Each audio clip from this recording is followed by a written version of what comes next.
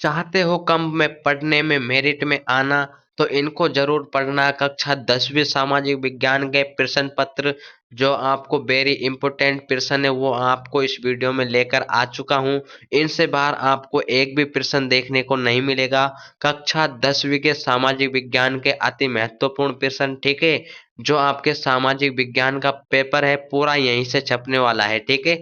इसमें पूरे प्रश्न पत्र में आपको इम्पोर्टेंट क्वेश्चंस दिए हुए हैं, तो वीडियो को आपको एंड तक देखना है और जुड़े रहना है हमारे साथ एंड तक। तो देखिए वीडियो स्टार्ट करते हैं। उससे पहले मैं आपको बता दूं कि ये जो आपके कक्षा 10वीं की सामाजिक विज्ञान, जी हाँ बच्चों, कक्षा 10वीं के सामाजिक विज्ञान के पेपर के लिए बहुत ही मोस्ट इम्पोर्टेंट क्वेश्चन है। आपको पूरा प्रश्न पत्र इन्हीं क्वेश्चनों के बीच में से देखने को मिलेगा।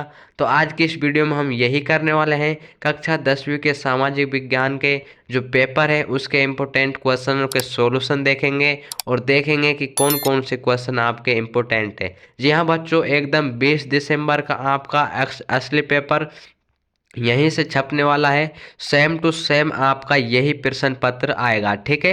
सेम टू सेम यही प्रश्न पत्र आएंगे, यही प्रश्न आपको अपने प्रश्न पत्र में देखने को मिलेंगे। तो करते हैं वीडियो को स्टार्ट। उससे पहले यदि आप इस चैनल पर नए हैं तो कक्षा 10वीं की समस्त अपडेट, ठीक है, समस्त अपडेट पाने के लिए सबसे पहले आपको कक्षा 10वीं के पेपर देखने के लिए चैनल से जुड़ जाइए और चैनल से आप जुड़ सकेंगे। इस चैनल को कर लीजिएगा सब्सक्राइब और वीडियो को कर लीजिएगा फटाफट से लाइक। तो करते हैं प्रश्न पत्र को हल करने की ओर। तो यहाँ पर देखिए सबसे पहले आपको मोटिवेशन हो जाना है कि आप इस वीडियो को देखने के बाद क्या से क्या हो जाएंगे।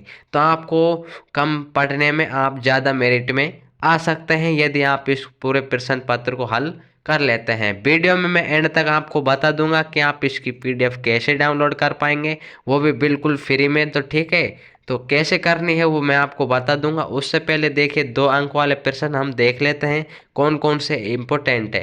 तो मैं इस वीडियो में आपको इम्पोर्टेंट क्वेश्चंस बताने जा रहा हूं। तो पहला प्रश्न है, यूटोपिया से आप क्या समझते हैं। दूसरा प्रश्न है, रूढ़िवादी किन पारंपरिक संस्थाओं को बनाए रखने के लिए पक्ष में थे। तीसरा प्रश्न है, बाल्कन क्षेत्र के अंतर्गत आने वाले 2 प्रमुख राज्यों के आपको नाम बताने हैं, ठीक है। चौथा प्रश्न है, उदारवाद का अर्थ आपको बताना है। पांचवा है, बहिष्कार का अर्थ स्पष्ट कीजिए। ये आपके 2 अंक वाले प्रश्न है। जी हाँ बच्चों, कौन से 2 अंक वाले प्रश्न हैं। छठा प्रश्न है, भारतीयों ने साइमन कमीशन का विरोध क्यों किया। 2 आपको कारण बताना है। सातवां है, दबाव समूह क्या है। आठवां, निरंकुशवाद को परिभाषित आपको करना है। नवा प्रश्न दिया हुआ है, सतत पोषणीय विकास क्या है, ठीक है।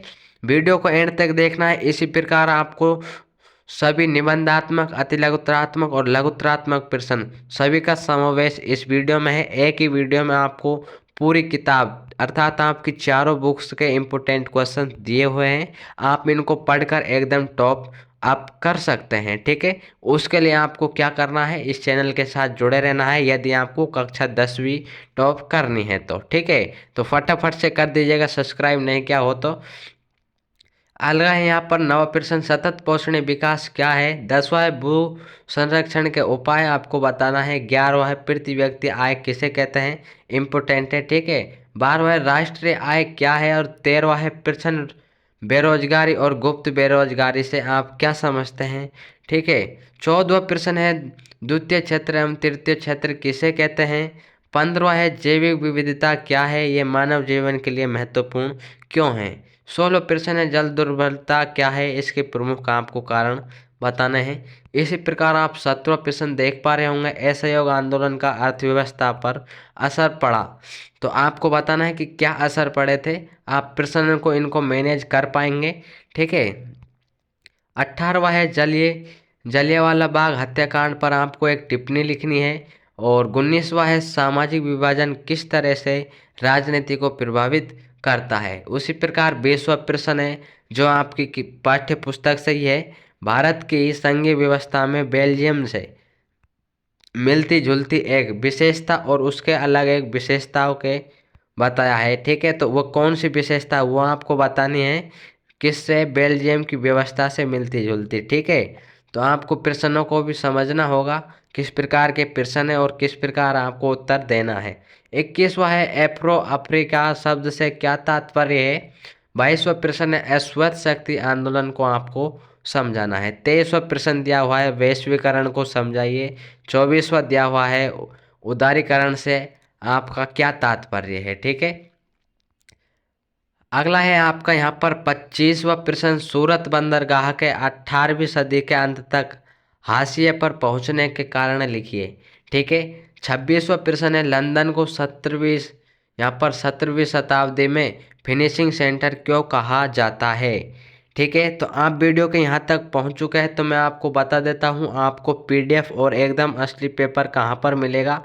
तो उसके लिए आपको क्या करना है, डिस्क्रिप्शन बॉक्स में जाना है इस वीडियो के। ठीक है, और डिस्क्रिप्शन बॉक्स में जाने से पहले चैनल को सब्सक्राइब जरूर कर देना। ठीक है, तभी आपको पीडीएफ मिल पाएगी।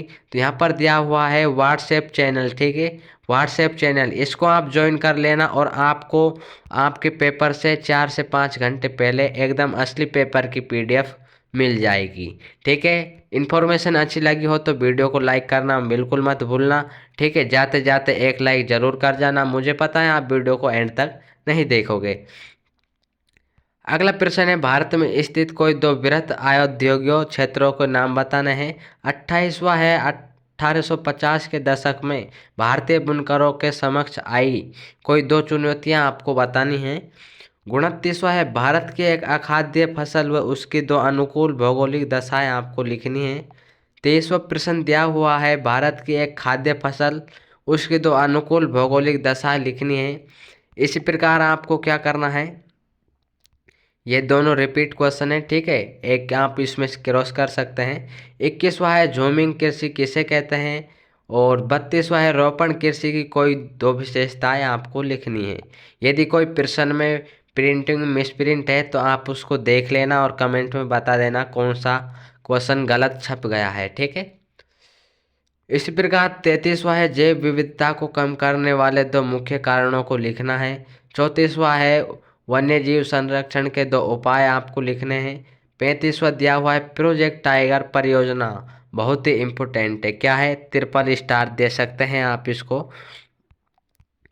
36वां है सुवेदीय जातीय से क्या आशय है और 37वां है नवीकरण व अनवीकरण संसाधन बहुत ही इम्पोर्टेंट है, क्या है, वेरी आई है। ठीक है, 38वां यूनिसेड से आप क्या समझते हैं, इसका मुख्य उद्देश्य आपको बताना है।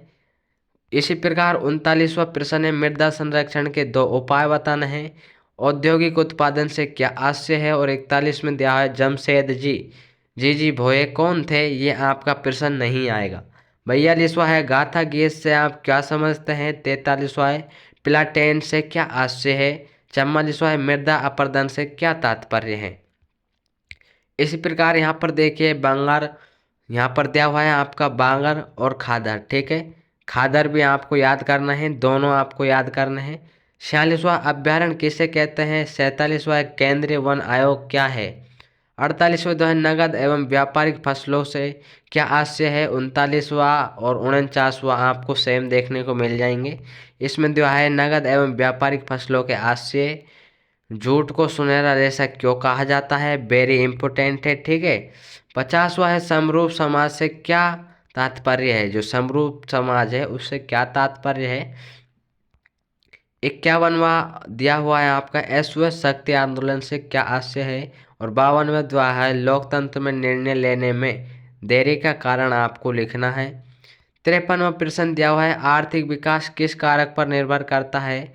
54वां है मुद्रा क्या है। ठीक है, इसी प्रकार आपके 3 अंक वाले प्रश्न भी रह रहे हैं। ठीक है, इनको आप पीडीएफ डाउनलोड कर कर देख सकते हैं और यहाँ पर आपको 4 अंक वाले प्रश्न भी देखने को मिल जाएंगे।